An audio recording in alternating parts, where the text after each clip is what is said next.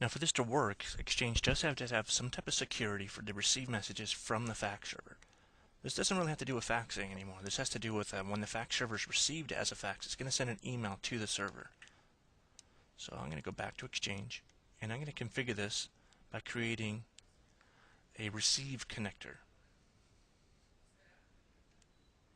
So if I go up here and I click on Hub Transport, I'm going to have some default ones that are already in place, but I want to make a new one. And we'll say New Receive Connector. I'm going to call it whatever I want to call it. I'll call mine RFCon. I have some options here. Internet, internal, partner. I'm going to choose custom. It asks me if I want to bind it to any specific local IP addresses. I don't really need to as long as this says port 25. Now I have to tell it what is the remote address that it's working with. So I'm going to go in here and I'm going to choose the fax server's IP address. And I'm going to remove this generic everybody list. So now only messages from the fax server this will apply to. Alright, that is finished creating, but I still have to go on the properties of it and set up just a few more basic pieces. There's the network piece that is set. Authentication, I only needed to say externally secured. And for this type of permission, I only needed to say Exchange servers, and that's going to count any externally secured piece. Some people say you need to put partners, but partners does not have to do with fax partners. This has to do with partner domains. So this is more likely referring to like an edge transport server and all that. It doesn't really apply to us, so we'll just click OK. So at this point, Exchange is pretty much configured.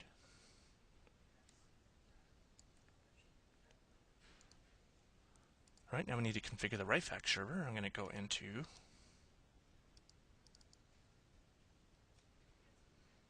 SR140, and here's some of our new settings. I can see how I want it to route to SMTP email, the right fax. I'm just going to say SMTP email, the name of my Exchange server. I'm going to put the IP, which is 10. The domain I have, which is OT train test.edu. The user account. Now this is really any basic account be able to go across. So I made one that's called RF. And its password I have is 4 zeros. This is not an administrator account and has nothing to do with it. The secure connector, the receive connector, knows my IP address and it bases my trust on that. So this is just showing I'm a valid Exchange user. Click OK. Alright, and right fax is configured. That was pretty simple in that part. Now the last bit here is I need to set up the media gateway.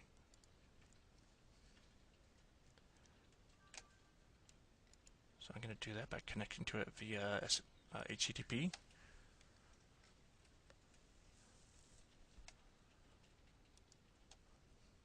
Now this should have basically no configuration set up at all yet at this point. So I'm going to set it to full.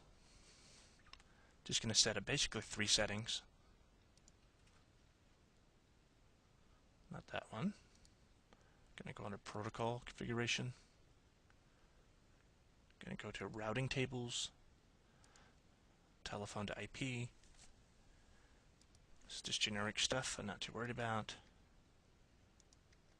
I'm going to say, so this is no matter what I dial or receive it as, but this is the destination IP address. It's going to be the Exchange server. It's going to send SIP traffic. The Exchange server will need it to be TCP. And then I'm going to specify the IP profile of 1. Okay, that's done. Now I need to actually go to the IP profile. There it is. I told it 1. If I had said 2, I need to pick 2. Right now it's set to not do faxes. I'm going to do T38 relay. By default, the CNG tone detection is disabled, which is good. That's what I want. And the last bit I'll need to change is right here. This is saying copy destination number to redirect number. So when it sends the number across to Exchange, it's going to hit the generic unified messaging voicemail. Then it needs to send the number again, which is how it finds the user. If I don't do that, I'm going to get stuck in the generic voicemail bed. The last part it mentions here is setting up the actual coder group. So I'm just going to save this part. So the last part I need to set up is the actual coder group. This is done fairly easily. In order to get this to work, I'm going to go into coders. And my default is not a fax-based one, so I need to make sure I enable something for fax here. And I'm just going to scroll up. There we go. That's our fax tones. And there's one in here for T38. Not really sure if I need it, but it looks nice, so I'm going to use it. At this point, that should be the last of my gateway settings I need to set up. Alright.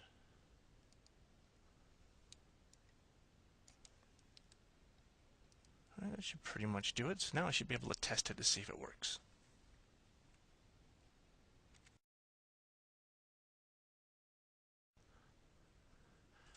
In this last little piece, we're going to go ahead and just test out our fax capabilities. I'm going to go up to my fax machine, put a document in it. I'm going to press 4 5s, 3, 4, have it dial out. This should be going to the Exchange server. Exchange server then redirects it. If you can look here on my Enterprise Fax Manager, you can see the fax actually coming in at the top here. Looked like it's already finished. This should receive it as a TIFF, basically store it in temporarily, and now what the server is going to do is then redirect it back to the actual server. So like the fax finished. It's going to redirect it back to Exchange, so what I should expect to see is if I go into Outlook, a new message should show up in a fax format.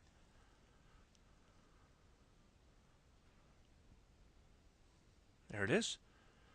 Now, because of how Outlook is designed to work, it actually sees the message class of the fax, IPM Note, Microsoft Fax, CA. I turned on the settings so you can see this, but because it sees it that way, it actually sorts it in a little search filter so I can automatically see it here. But it does show up as a normal email as well, blended in. But they have the automatic kind of search folders that are there by default and allow me to open up and take a look at my fax. And there it is. There's the one I sent. That's basically it. So getting this to work, I configure my environment, send it off, and as we saw, because of my generic settings for doc transport, I had told it to send it to SMTP only, so it went there. If I had told it to send to write fax, it would only went to the write fax user. Both would have done both. But that's how it all basically works.